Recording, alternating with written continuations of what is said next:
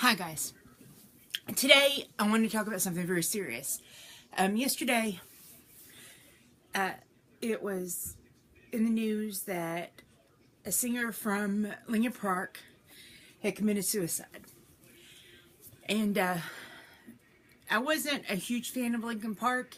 I didn't dislike Lincoln Park. They had some songs that I liked and some that just really hit some strings with me, but it wasn't like, it was like hardcore Lincoln Park. But it comes on the heels of the fact that Chris Cornell killed himself a month or two ago, and Chester and Chris were friends, and it was actually Chris's birthday yesterday. What I want to talk about, though, we've lost a lot of people in every generation, really, but especially starting with like my mother's generation, baby boomers. They lost a lot of their people to drug overdoses, like Janis Joplin and Jimi Hendrix, for example, who actually died very close together from drug overdoses. Excuse me, gotta adjust. But and we've lost a lot of people to suicide. We've lost a lot of people by accidental overdose, purposeful overdose. Like people like Kurt Cobain, who had a drug problem and went to rehab and escaped rehab and killed himself and things like that. And what I wanted to talk about was something that I don't hear spoken about very often. And that is the fact that people who are creatives, people who make art, make music, make TV, make movies, make YouTube, make any kind of artistic medium, creatives tend to be prone to things like depression and anxiety and just all kinds of mental stuff. And when I say mental illness, I want you to know that I don't mean mentally ill as crazy. Okay? See, I was mentally ill as a teenager, but there was no anxiety disorder or depression back then. It was crazy. And that's what I was. I was crazy. But really, all I had was an anxiety disorder and depression. But I feel like I actually talked with my therapist about this, about how so many creatives have mental illness. And she actually, at the time, she was leaving like that day or the next day to go to a conference that literally was dealing with that subject, the connection between creativity and mental illness. And I think that all art forms are beautiful, and they give something to us, and they enrich our lives, and they give us solace, and they make us not feel alone in the world, and that is so beautiful. And the fact that more than likely that beautiful thing is coming out of pain, coming out of trauma, coming out of depression, coming out of other mental problems, makes it even more beautiful, because very often mental illness is because of a biological dysfunction in your chemistry, in your brain. And the thing is I wonder if those misfiring synapses, those little neurons not operating right, and things not being right in your brain, aren't born because of, if not for trauma. You know what I'm saying? And if you can take your pain and make it something beautiful, then it's almost worth the suffering. Do you know what I mean? Because, like, for example, this t-shirt. That is Jared Padalecki from Supernatural. and his campaign Always Keep Fighting. Jared has experienced depression in his life, and the boys from Supernatural have set up all this stuff to help people with mental illness, people who are struggling, people who are fighting. And you know, the campaign is Always Keep Fighting. And that's why I love it, is because literally that is the most remarkable catchphrase I've ever heard for mental illness, is because you are fighting. You were always fighting. You were always fighting. Some days the fight's not very big. Other days it is a knockdown, drag out, barely make it through with your life kind of situation. I know that I've had rounds of depression that I literally thought I needed to go be checked into a hospital because I could not kick it. But I didn't. I kept fighting. I kept giving it one more day of me fighting, and eventually I came out of it. I had one time in 2015, because 2014 was a very hard year for Heather. I had literally looked up on the site for the place I wanted to go be checked into, everything that I'm supposed to pack exactly, and packed the bag and had it packed for about 3 months. It was that severe, and that's the worst it's ever been. But the thing is if you can turn that into something beautiful and help other people fight, wonderful.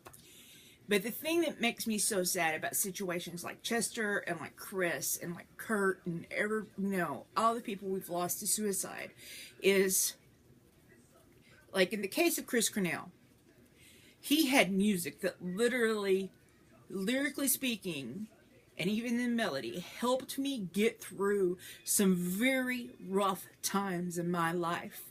I held on to some of those songs for dear life, and listened to them over and over and over again, and it was therapy. But when you have someone that has helped you go through your own shit, basically, because that's what it is. Mental health stuff is just a big shitstorm inside your head. But when you have someone that has helped you get through that, and then they lose the fight, it's like even more soul crushing.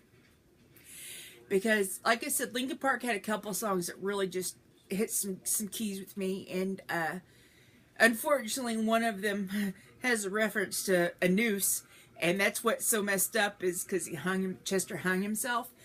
And I actually posted that as my favorite Linkin Park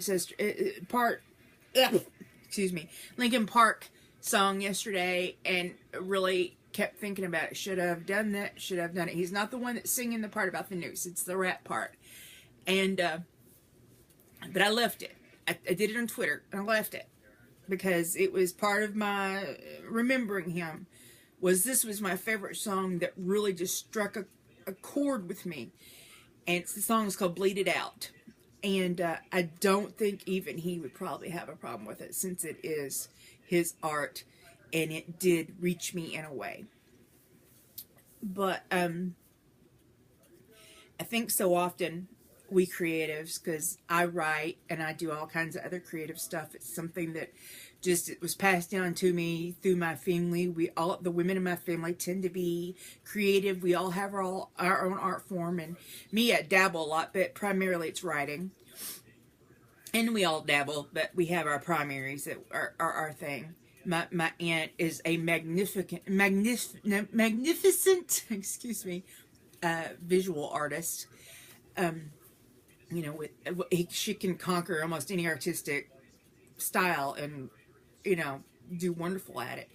But she's very talented. But the thing about us creatives, we often come from tragic pasts, like Chester did. Like I have. Like maybe you have. Because a lot of crap goes down to you when you're a kid, and some of it's just normal crap, and some of it is life-altering, devastating crap. My panic disorder, anxiety disorder started when I was 2. And it started after a man my mom was dating molested me. And my first panic attack was in response to the fact that after it had happened, we were going to go see him. That was the last time I recall my mother seeing him. And the fact that I can remember all this at the age of 2 is a miracle.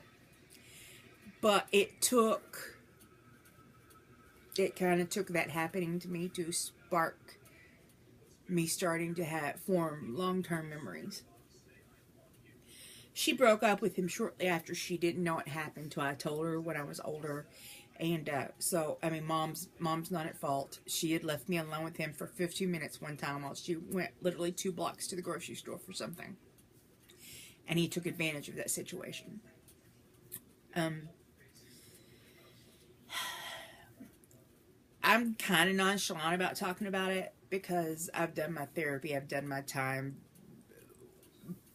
moaning and wailing about it and beating myself up about it, that this happened to me, and what I've I'm 47 years old. I've got to the point where, I've healed is what's happened. Unfortunately, the panic attacks it brought stay with me. I am medicated, which helps curb the anxiety, curb the panic, unless there's some pressure put on me, because by the time I was 30, the panic was constant. I was afraid of everything. I lived in fear. It was a mess. And I finally asked for help after having this problem for so long. There have been times in my life I have been suicidal. When I was a teenager, I was suicidal. Briefly, in 2003, 2004, when my marriage split up, I was at that point a few times. I literally sat with a handful of pills once.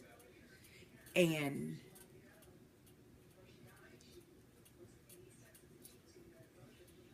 didn't do it. But I was there ready to do it. Water, pills, ready to do it. And I'm like, no, just no. Let's not do that. It's not worth it. I want to encourage anybody, and I will put it in the box below. If you feel like you want to hurt yourself, or if you feel like it's just getting close to that point, if you feel the pressure, or if you're having depression, if you're having problems, don't do it alone. Don't do it silently. If you can't reach out to family, reach out to friends. If you can't reach out to friends, reach out to one of the many hotlines there are that you can go to. Reach out if you're young. Reach out at school. If you're older, reach out to anybody. Reach out online. Do something. There's a site called BetterHelp that you could look into for therapy and for help. But yeah, don't do it silently. Get help. Get help. Get help. Get help. Get help. I got help. I got therapy. I got medication. I am pretty much golden. Other than physical stuff. But, I think that too often there's a stigma to people, and not so much now, but there used to be a stigma that if you need therapy, there's something wrong with you. If you need medication, there's something wrong with you. Well, yeah, there is something wrong with you. You're broken in a way. Your brain is broken. And your heart is sometimes broken. And it's because someone put the pressure on there to cause those cracks in you. And they need to be mended with whatever it takes to mend them. There's no shame in asking for help. And there's no shame in getting help. And there's no shame in therapy. There's no shame in medication. There's no shame in spending some time in a hospital. It is to get yourself better. And there's no shame in making a phone call to a hotline. There's no shame in it. And if anybody ever makes you feel ashamed, you don't need that person in your life. And if it's a person that's in your family, you need to just bombard them with information to educate them, because they are living in an antiquated way. If you don't get help, you could end up losing the fight. You could end up you can stop fighting. And that is the biggest tragedy for everything. That is the biggest tragedy in the world, is when someone who's fighting that battle loses the fight.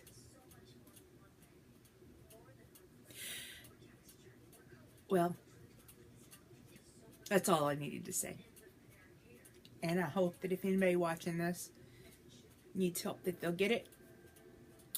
I know I'm not the greatest example of a great life, but I know the things that I've done in the world that have benefited other people, and that's worth it for me. All the suffering I've been through, all the trauma I've been through, all the health problems I've had, all the emotional crap that I've been through, all the childhood trauma, all of that stuff is worth it, because it's all been used in some way, shape, or form to help somebody in the past. And that's fine. I am fine with suffering as long as it's helped somebody. And I hope this helps somebody.